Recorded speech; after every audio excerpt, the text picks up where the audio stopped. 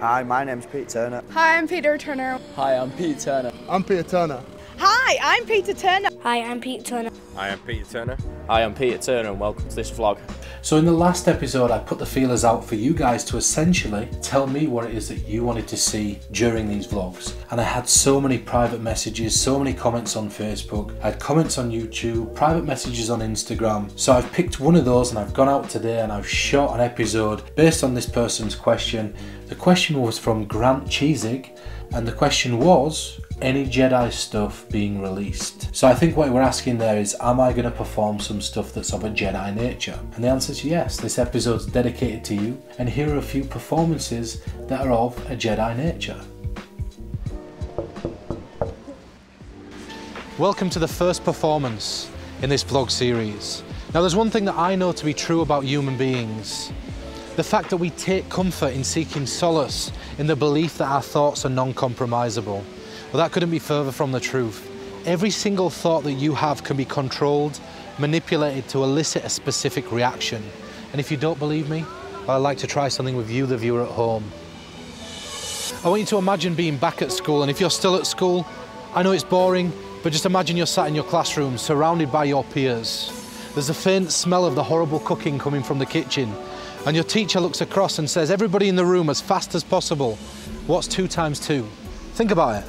Answer a little bit quicker this time. What's 2 times 2? You see, you found it easy to answer that question because you had the comfort of the desk in front of you. But then the teacher peers in and says, I want you to come to the front of the classroom.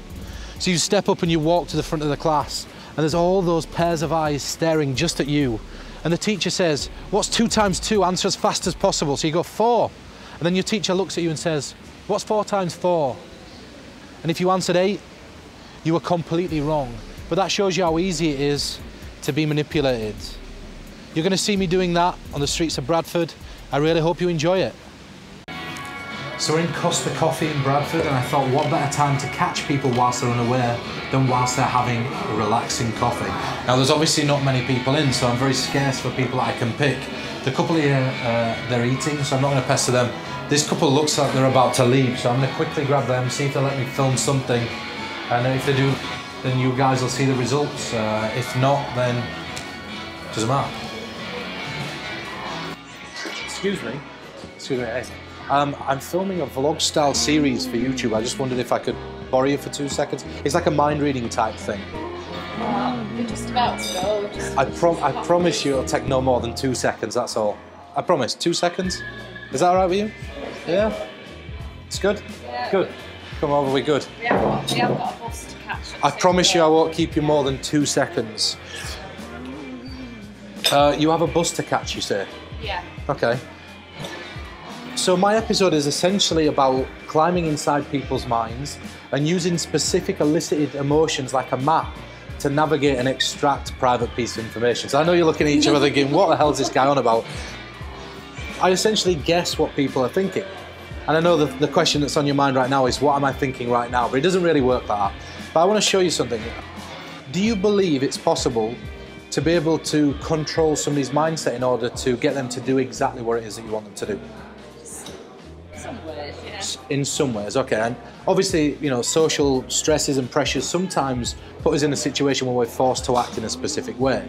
For example, if a partner asks you to do something, if you don't want to do it, it's often easier to do it than not because it saves an argument, right? Yeah. And that's the type of thing that I'm discussing and talking about today. So I want to show you something. If I told you to just put your fingers around the sides of that pen and just pick it up off the table, how light is that? Really light. So you push it back down for a second, keep your fingers around it. Now I'm going to snap my fingers, and when I do, I want you to close your eyes. So I want you to imagine for a few seconds that this is no longer a pen. I want you to imagine that this is a brick. It's a very heavy brick, and one that you wouldn't usually be accustomed to holding like this. But for whatever reason, in your fingers now, it starts to feel 10 times heavier than it was a few seconds ago. So give me a nod if you understand.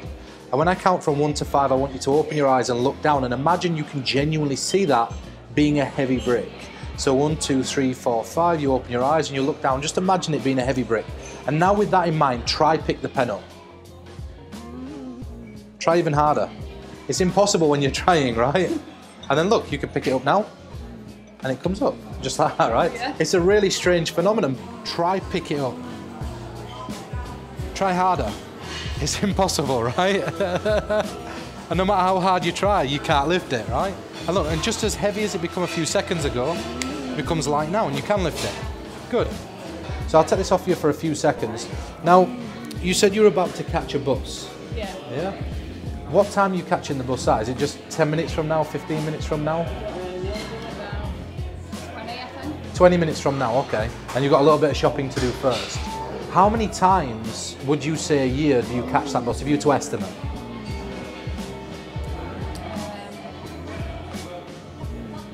About 20. 20 times a year? Yeah. Okay. But you certainly wouldn't forget where the stop is. You certainly wouldn't forget which bus to catch. No. And you certainly, if you knew the timetable, wouldn't forget the time. So look at me, with that in mind, remembering to forget. Try saying what the number is, the bus that you're going to catch. Try saying it. It's on the tip of your tongue, but no matter how hard you try, you just can't say it, right? It seems like it was there a few seconds ago. Try even harder to say the number of the bus that you're going to catch. And then stop trying for a second. So just relax, relax.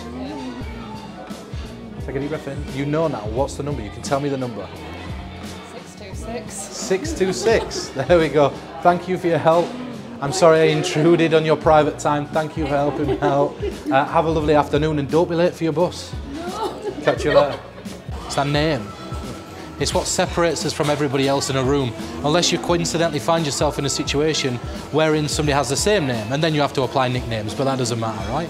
So I want you to look at me for a few seconds and just imagine at the back of your head there's your name. And you slowly start to bring it forwards, but then it stops here. And all of a sudden it becomes difficult to remember what it is. Try saying what your name is. Try harder, even harder. It's a horrible feeling when you're trying, right? And look, say it.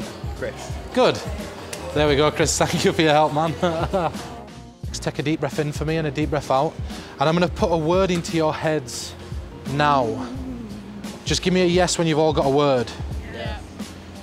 When I count from 1 to 5, open your eyes. 1, 2, 3, 4, 5. Now be honest, you didn't know you'd be thinking of that word. You don't know each other's words. You literally just made these up off the top of your head, and there's no way I could know what words you're thinking of. When I count to 3 and snap my fingers, I want you to clearly say what word it is you're thinking of. So 1, 2, 3. Cat. Isn't it interesting how you all managed to think of exactly the same word? I'm going to move this if you don't mind. Yeah. Just pass me your hand. Now, as soon as your hand touches the table, you close your eyes and listen to what it is that I'm saying. Let your hand come down as your eyes close. Now, lock your hand solidly into the table for me. Now, in a few moments, I'm going to ask you to open your eyes. But before we do that, I want you to imagine that you're no longer in this room. I want you to imagine that you're in a place of comfort, like a front room or a bedroom. Imagine you're there now, and imagine you're sat down comfortably in that room. Every other sound around you disappears from this room, and you imagine what natural sounds might be in the environment that it is you're thinking of. And as you relax, you go back further in time to somewhere that was more relaxing. In a few moments, I'm going to ask you to open your eyes. In a moment when I ask you your name, you're not going to tell me your name. You're going to tell me the PIN code to the card that I'm holding, nod if you understand. You're going to wake up, I'm going to ask you your name, and you're going to feel compelled to tell me the PIN code to the bank card that I'm holding. So when I count from 1 to 5, you open your eyes and you bring yourself back into the room. 1, 2, 3, 4, 5. Open your eyes and bring yourself back. Now, obviously, I really don't know anything about you. How skeptical are you on a scale of 1 to 10 when it comes to reading somebody? Be honest. 10 being. The highest and 1 don't believe it. You don't believe it at all? Yeah. Okay. Sorry, I hadn't introduced myself. My name's Pete. Your name is? 3391. 3391. Good. As you just let it float around here, I want you to keep your eyes solidly closed so you definitely can't see me. And when you feel that pressure go back on, you push it back down.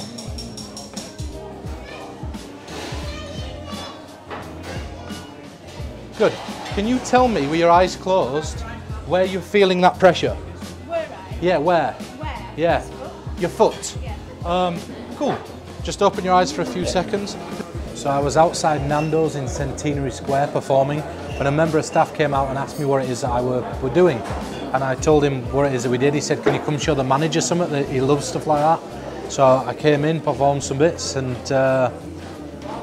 after performing, they said, what do you want for dinner? So here it is, I'm about to go fill my drink up. Who says that performing doesn't pay? So Grant, I hope that answers your question. Tomorrow's episode is going to be me answering another question. I've picked this question because I think it's a question that's an episode I'm able to do tomorrow. Can you talk about the cinematography techniques and the equipment you use when you're shooting your B-roll? If you've seen the cinematography sequences in the first two vlogs, I'll be discussing how I shot those scenes and how you can shoot B-roll as well. I'm by no means an expert at cinematography, so it should be an interesting episode. I'll see you then.